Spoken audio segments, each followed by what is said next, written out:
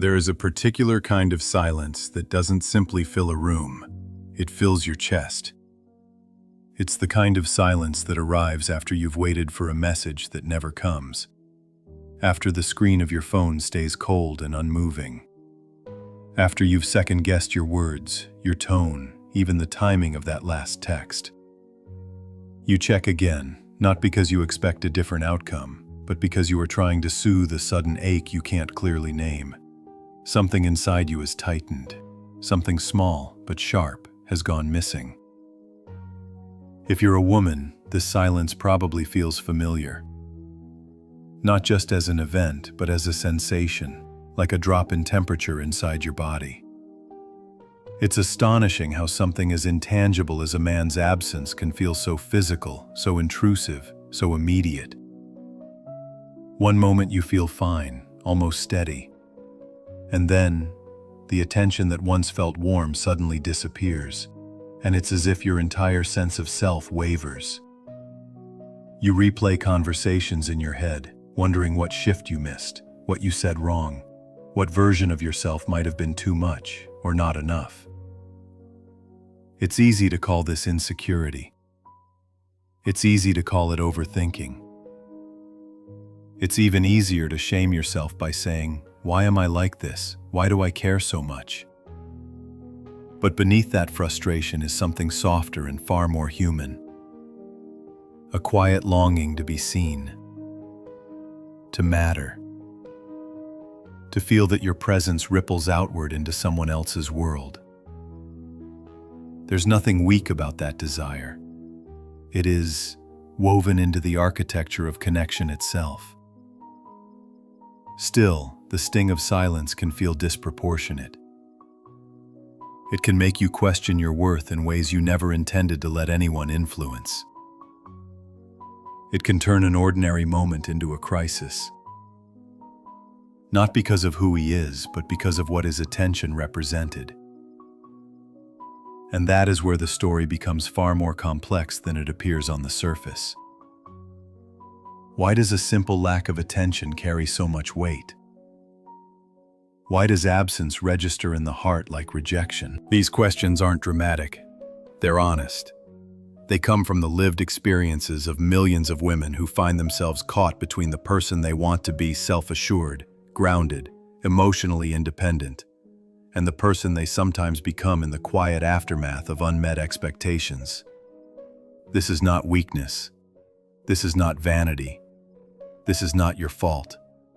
Every woman carries an internal blueprint for connection, shaped by years of micro-messages from family, culture, media, and the subtle emotional choreography of growing up female. From the earliest days, attention often becomes a mirror, one that reflects back value, safety, belonging. When the mirror dims, it isn't just disappointment you feel, it's disorientation. As if the image you were using to understand yourself has suddenly gone missing. There is a moment, right after the silence begins, when the mind rushes to fill in the blanks. It spins stories, most of them harsh, untrue, or incomplete, because that is what the mind does in the absence of information. It creates narratives to protect you from uncertainty. And yet, these narratives rarely protect. They often wound. They turn the lack of a simple message into a symbol of unworthiness. They make the ordinary feel personal, intimate, devastating. But here is the truth that often gets lost in that internal storm. The pain does not come from him. It comes from an accumulated history of being taught that male attention is proof of your value. That being chosen means you are enough. That being wanted means you are lovable. The silence hurts not because of what it is, but because of everything you were conditioned to believe it means. You may not consciously think of yourself this way. In fact, most women today pride themselves on independence, ambition, emotional intelligence. But conditioning does not disappear simply because we outgrow the environment that created it. It lingers in the nervous system, in the subtle habits of self-doubt, in the emotional reflexes that emerge when something we care about suddenly feels unstable. This is the hidden crisis one that unfolds quietly inside countless women every day. A crisis not of identity, but of inheritance. A crisis passed down through stories, expectations, traditions, and the very structure of society. Women aren't taught to build their worth around men anymore. Yet the old scripts still run beneath the surface. They live in the way women talk to themselves, the way they evaluate their desirability, the way they interpret attention as approval and silence as failure. And so, when that moment of absence arrives, when the message doesn't come, when the energy shifts, when the once reliable presence dissolves into distance, it awakens all the old echoes. Not just from past relationships, but from childhood, from culture, from generations before you. The ache feels fresh, but its roots are ancient. The most important truth is this: you are not imagining the depth of the pain. The pain is real, but its meaning has been misassigned. The silence you feel today is tapping into emotional patterns far larger than the man who triggered them. It is pointing towards something inside you that was shaped long before you met him. And that is why we need to slow down, breathe, and look inward. Not to judge yourself, but to understand what is actually happening beneath the surface. Because the moment you understand the architecture of this pain, you loosen its hold. When you can name the forces at work, neurobiology, attachment, social conditioning, you stop interpreting the silence as evidence of your inadequacy. You begin to see it as a doorway into deeper self-awareness. This video isn't about blaming men or criticizing women. It's about illuminating the emotional landscape that so many women walk through alone. It's about offering words to feelings that often go unnamed. It's about reclaiming the narrative of your worth from the fragile foundation of someone else's attention. So before we go deeper, hold this truth gently. Nothing about your reaction is irrational or embarrassing. It is human. It is patterned. It is understandable. And it can be transformed, not by trying to be colder, harder, or more detached, but by understanding the invisible forces shaping your emotional world. We begin with silence, but we won't end here. There is a reason the absence of male attention lands with such force inside a woman's emotional world, and it has far less to do with romance than most people imagine. To understand it, we have to travel inward, into the mind, into the body, and into the long, invisible history shaping how women are wired to interpret connection. Because long before a woman overthinks a message or doubts her worth, her nervous system has already decided what the silence means. The story begins not with logic, but with biology. Most women don't realize how much their emotional responses are orchestrated by a delicate and deeply sensitive neurochemical system. When someone we are attracted to or emotionally invested in gives us attention through a message, a compliment, a soft tone, a moment of presence, the brain releases a small, warm wave of dopamine. It feels subtle, almost insignificant, but it carries a powerful message. You are seen. Human beings are reward-driven creatures, and women, because of socialization and innate bonding tendencies, tend to interpret this reward more relationally. It's not just "this feels good." It becomes "I matter to someone." When that reward becomes inconsistent or abruptly stops, the nervous system reacts with the same tension you feel when you lose something you didn't even realize you were holding tightly. The brain doesn't calm down and say, "He's probably just busy." Instead, the reward cycle collapses, and the absence activates a cognitive alarm. It's the same pathway that lights up during uncertainty, ambiguity, or social threat. For women raised in environments where worth, likability, or acceptance were emphasized, this uncertainty stirs a deeper fear. Did I do something wrong? Am I losing something important? But the brain is only one part of the story. Beneath the chemistry is an even older blueprint, our attachment map. It forms quietly in childhood, not through dramatic events, but through the subtle rhythms of care. Who paid attention? Who didn't? How warmth was given? How withdrawal felt? For many women, the earliest emotional lessons came from inconsistent affection, distracted parents, or love that felt conditional. These experiences create what psychologists call anticipatory patterns, internal templates that expect love to disappear, attention to fade, or connection to be unstable.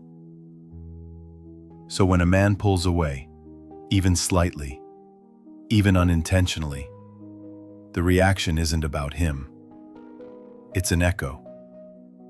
It's the psyche recognizing a familiar pattern and bracing for impact. Women who internalize these early conditions often experience a heightened sensitivity to shifts in emotional tone. A delayed message isn't just a delay, it's a possible threat. A short reply isn't just neutrality, might feel like the beginning of retreat. And, even if the logical mind knows this isn't necessarily true, the emotional mind, shaped by years of conditioning, responds first. This response doesn't always manifest in dramatic ways. Sometimes it feels like a quiet unease, a tightening in the chest, a sudden drop in confidence. Sometimes it feels like an obsessive checking of the phone, of your memory, of your actions.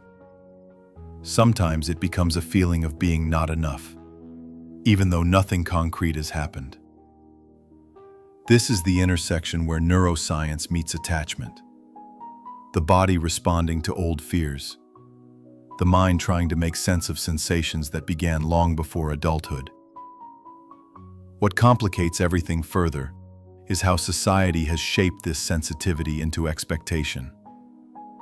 Girls are often raised to be emotionally attuned, to read faces, measure moods, anticipate needs.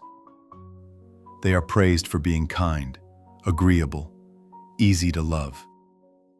Boys, on the other hand, are encouraged to be independent, detached, self-driven. These differing emotional trainings create a dynamic where women become more relationally vigilant. They notice shifts faster. They assign meaning to changes in connection, because for them, connection has always carried weight. Over time, this vigilance becomes a kind of internal scanner. Every interaction is assessed, every change evaluated. It is not paranoia. It is a survival strategy learned slowly, subtly, culturally. And when that attentiveness meets inconsistent male behaviors, something as small as a slower reply, or as large as emotional distance, the scanner picks it up instantly. It feels like imbalance, like uncertainty, like something is wrong. And the woman, often without realizing it, begins to fill in the gaps with self-blame, because self-blame is easier to control than the unknowable mystery of another person's emotions. Yet there is another layer that rarely gets acknowledged: the body itself. Trauma research now shows that the nervous system stores emotional memories long before the mind understands them. A woman who experienced emotional neglect, unpredictable affection, or conditional love doesn't remember only the events. Her body remembers the sensations. The tightening, the waiting, the confusion, the fear of saying the wrong thing. When male attention disappears, the body replays those sensations instantly, and the woman assumes it's about the present moment, not realizing she is feeling the past. This explains why the absence of attention can feel like abandonment even in relationships that are new, casual, or not deeply committed. The body reacts regardless of context. It does not measure how well she knows him. It only recognizes patterns. That is why a woman can say, "I know logically this is nothing," while still feeling devastated. Logic isn't the operating system running the reaction. History is.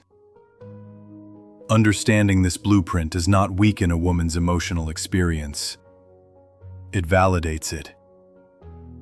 It reveals that her reaction is not a flaw or a failure of confidence, but the natural consequence of a system designed for connection and shaped by layers of experience she did not choose. The moment she realizes this, something important shifts. The silence from a man stops feeling like a verdict. It becomes a signal, pointing toward old wounds, old narratives, old fears, asking to be understood. The goal is not to suppress the reaction or pretend not to care. The goal is to understand where the reaction comes from. Because when you understand the origin, the silence loses its power to define you. It becomes information, not identity. And once you reach that point of clarity, the path forward begins to open. Not through changing men, but through learning how to anchor yourself in a different kind of attention. The one that originates within. There is a moment in every woman's life when she realizes that the way she sees herself has never belonged fully to her. It's as if a quiet chorus made of movies, stories, tradition, religion, and unspoken rules has been whispering to her since childhood, teaching her where her value comes from, shaping her identity before she ever had the chance to choose it. And even if she grows into an independent, self-sufficient, ambitious woman, the whisper doesn't leave. It becomes softer, more subtle, but somehow more persistent. It becomes a spell one casts so early and repeated so often that she begins to mistake it for her own voice. To understand why male attention feels so tied to self-worth, you have to see this spell for what it is. A centuries-old script that taught women that their desirability is not just an attribute, but a currency. For most of human history, a woman's survival, status, and safety were directly tied to the man she belonged to. Marriage wasn't a romantic milestone. It was the foundation of a woman's identity and her only acceptable path to security. Being chosen was not just flattering, it was life-defining. Not being chosen carried consequences too heavy to ignore. Of course, society has changed. Laws have changed. Women have careers, autonomy, education, property, choice. But psychological inheritance moves more slowly than social evolution. The cultural script didn't vanish simply because the world modernized. It adapted. It hid itself in new forms. It moved into the background of entertainment, slipped into advertising, echoed through peer conversations, and embedded itself in tiny, everyday judgments that tell a woman how much she is worth. And so, even today, a girl learns early that her appearance will be evaluated before her intelligence. She learns that being liked makes her safer than being assertive. She hears comments about being ladylike, pleasant, not too much, not too loud, not too opinionated. She watches adults praise her for cooperation, praise boys for confidence, and praise everyone for attractiveness. The lesson is quiet but unmistakable. The gaze of others, especially men, anchors your social value. Without realizing it, she begins to internalize this gaze as part of her identity. By the time she is a teenager, the spell becomes stronger. She is exposed to a cultural ecosystem that measures her desirability in quantifiable ways.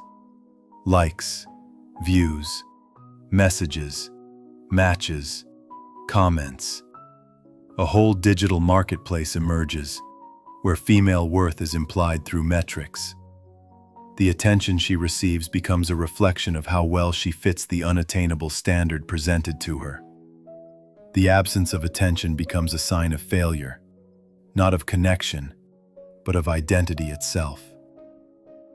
Even in adulthood, the rules don't loosen. Women are still more likely to be judged by their relationship status than men. A woman in her 30s may have built a career, traveled the world, mastered her craft, but she will still hear the same questions whispered beneath the surface. Why is she still single? What's wrong with her? Has she been chosen yet? These questions are not always spoken aloud, but their existence creates a pressure that lingers in the subconscious. It's a pressure that holds the old script in place. Your value increases when a man decides you're worthy of choosing. This is the cultural spell, one so deeply entrenched that women often enforce it upon themselves without realizing it. A woman might scroll through social media and feel a pang of inadequacy when she sees another woman get engaged.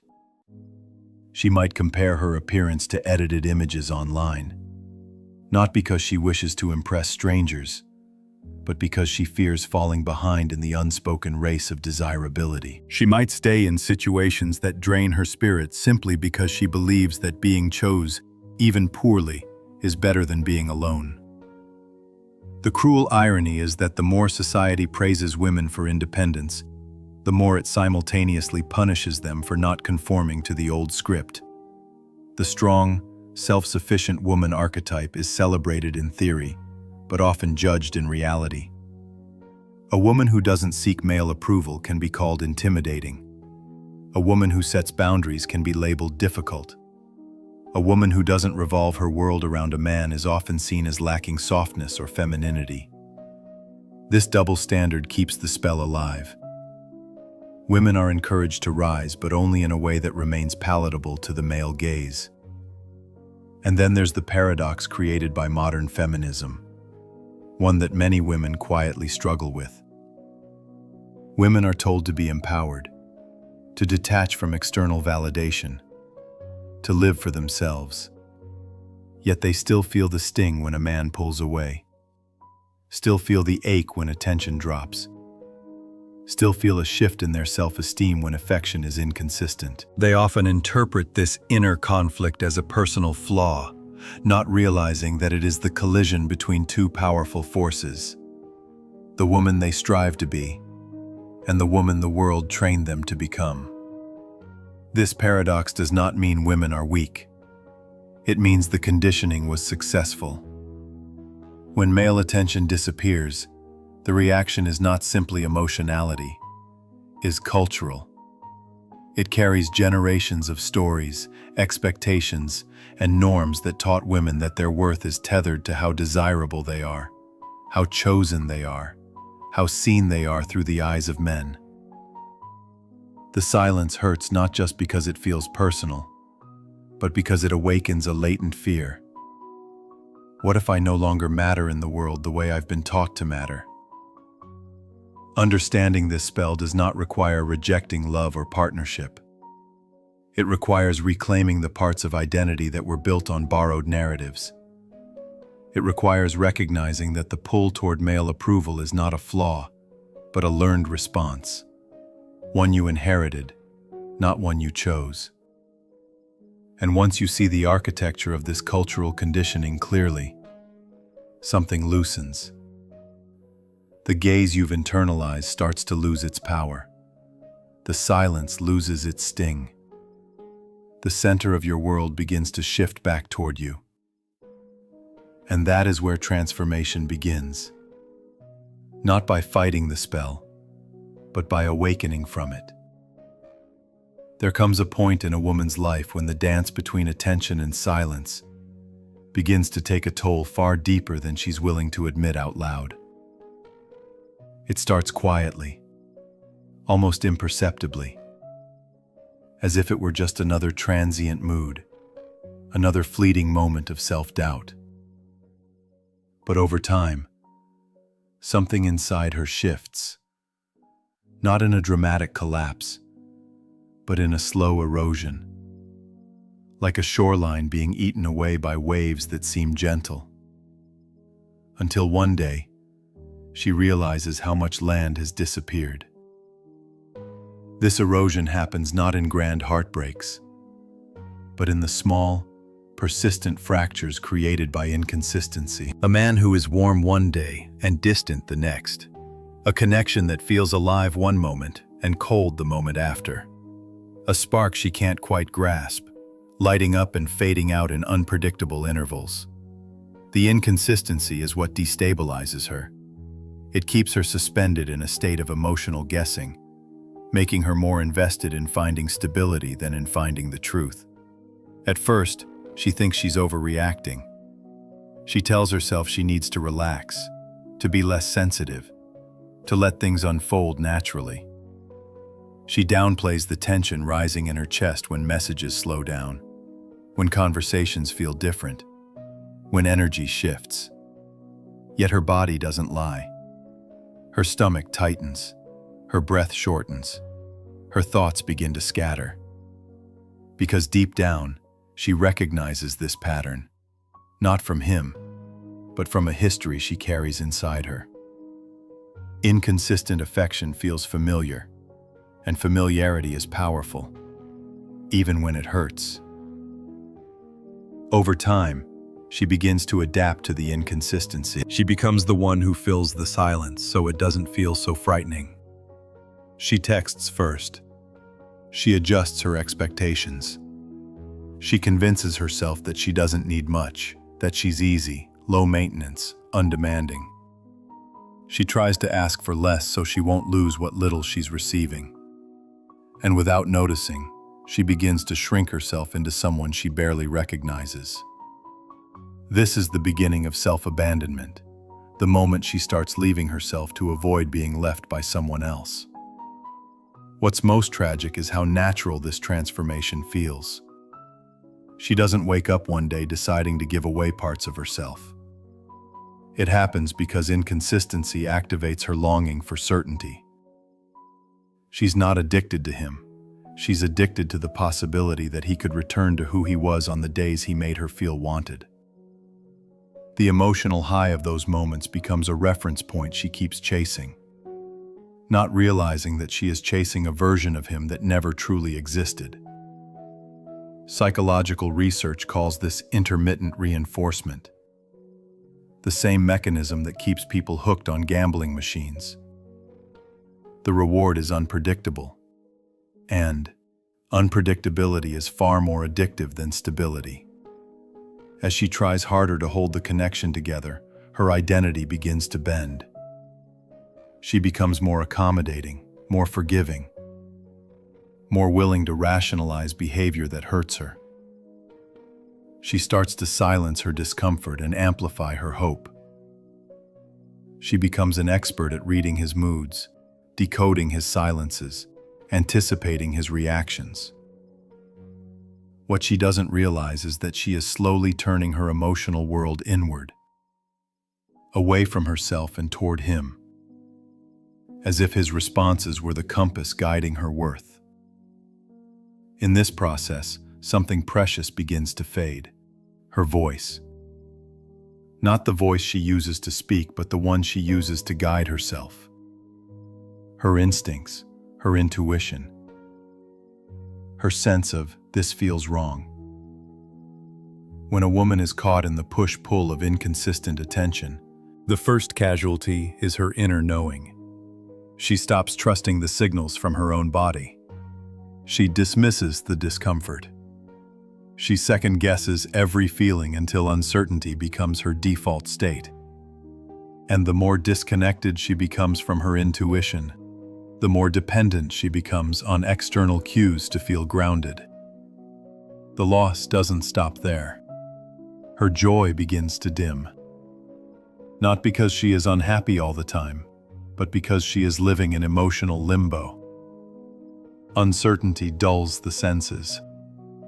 It becomes difficult to fully engage with friends, hobbies, ambitions, or passions when a part of her is emotionally preoccupied, waiting for a message, a sign, a moment of reassurance.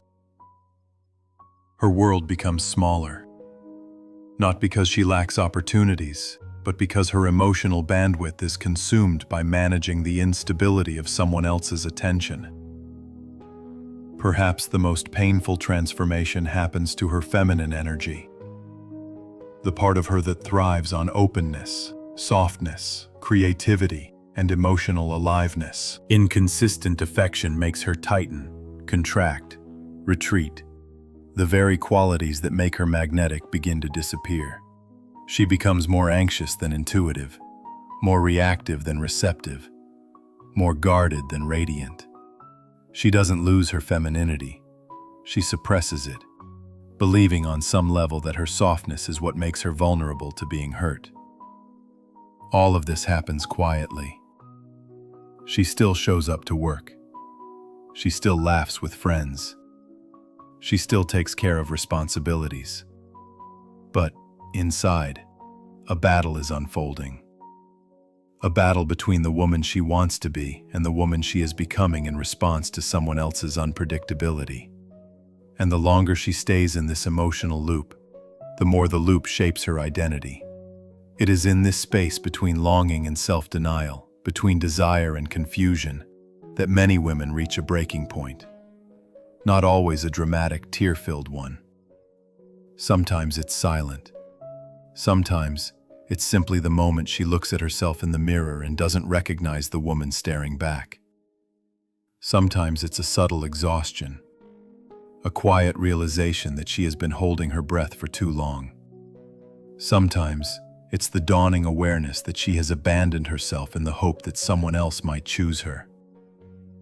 This breaking point is not the end. It is the beginning of clarity. It is the moment when a woman finally sees the cost of tying her worth to inconsistent attention. It is the moment she begins to understand that the ache she feels is not evidence of not being enough. It is evidence of how long she has lived disconnected from herself. And once she sees this truth, the path toward reclaiming her identity begins to reveal itself, not through trying to change him, but through remembering who she was before inconsistency taught her to forget. There is a moment, often quiet and unannounced, when a woman realizes she cannot keep living inside the shrinking version of herself she has become. It doesn't always arrive in anger or heartbreak. Sometimes it comes in the stillness of an ordinary morning, when she feels the weight of her own exhaustion. Sometimes it comes in the middle of a conversation where she suddenly hears her own voice softened, edited, cautious, and wonders when she stopped speaking freely. And sometimes it comes when she notices how long she has been waiting for a message, waiting for clarity, waiting for consistency, waiting for someone else to decide her worth. This is the turning point. Not the dramatic kind that movies portray, but the intimate kind that lives behind the ribs, where self-awareness finally gathers enough courage to whisper, "This is not who you were meant to be." Healing doesn't begin with a bold declaration. It begins with the smallest returning to the breath she has forgotten to release, returning to the instincts she has silenced, returning to the parts of herself she abandoned while trying to hold on to male attention that was never meant to define her. It begins with the realization that the ache she carried was less about love and more about longing for her own presence. A woman does not reclaim her worth in a single step. She reclaims it the same way she lost it. Slowly, unconsciously at first, through a series of choices that quietly reshape her inner world. One day she notices she no longer checks her phone every few minutes. Another day she feels a flicker of joy doing something that has nothing to do with being seen. Eventually, she begins to understand that worth is not something she earns from others. It is something she awakens within herself. The first shift often happens internally, long before any external change. She begins to question the stories she once took as truth. The silence she once interpreted as rejection now becomes a mirror reflecting old wounds. The inconsistency she once tolerated now feels misaligned with the woman she is becoming. And the man whose attention once dictated her emotional weather suddenly appears less powerful. Not because he has changed, but because she no longer hands him the authority to define her. Reclaiming worth is not about detaching from desire or pretending not to care. It is about learning to care differently. When a woman begins turning inward, she discovers that her emotional landscape is vast, much larger than the narrow space she has been operating in. She begins nurturing herself with the same tenderness she once reserved for others. She begins to honor her boundaries not as walls, but as the architecture of her self-respect. Slowly, almost imperceptibly, her center of gravity moves from external approval to internal alignment. And something remarkable happens when this shift takes place. The anxiety that once gripped her loosens. Not because life becomes easier, but because she is no longer living in opposition to herself. She begins to hear her intuition again. The quiet, steady voice she abandoned when she was busy deciphering someone else's behavior. She begins to feel a sense of steadiness she had forgotten was possible. For some women, this return begins with rediscovering the body. The body holds truths the mind often ignores. The tightening in the stomach that signals discomfort. The warmth in the chest that signals openness. The fatigue that signals misalignment. When she reconnects with her body through movement, stillness, or simple presence, she begins to inhabit herself again. The feminine energy that once felt dimmed starts to risen not to attract someone else, but to illuminate her own life. As she builds this relationship with herself, she learns that boundaries are not about keeping people out. They are about keeping herself intact. She stops accepting breadcrumbs, not because she has become cynical, but because she finally understands that crumbs cannot sustain her. She stops apologizing for her needs, not because she demands more, but because she refuses to ask for less than what honors who she is. She stops romanticizing inconsistency, because stability no longer feels boring. It feels like peace. The life she begins to rebuild is not centered around being chosen. It is centered around choosing herself. She starts investing in friendships that nourish her. She rediscovers passions that make her feel alive. She makes space for silence, not the anxious kind waiting for a message, but the nurturing kind that allows her to hear her own voice. Her world expands again, piece by piece. Not because a man finally sees her, but because she finally sees herself. And something else begins to shift. Not just within her, but around her. When a woman is rooted in her own worth, her energy changes. She walks differently, speaks differently, chooses differently. She no longer chases. She no longer negotiates with her own value. She no longer bends herself into shapes that do not fit. The men who are intimidated by her clarity fall away naturally. The men who thrive on inconsistency lose their access. And the men who see her, truly see her, recognize her not as someone to possess but as someone to respect. Reclaiming worth does not guarantee love, but it guarantees something far more important: freedom.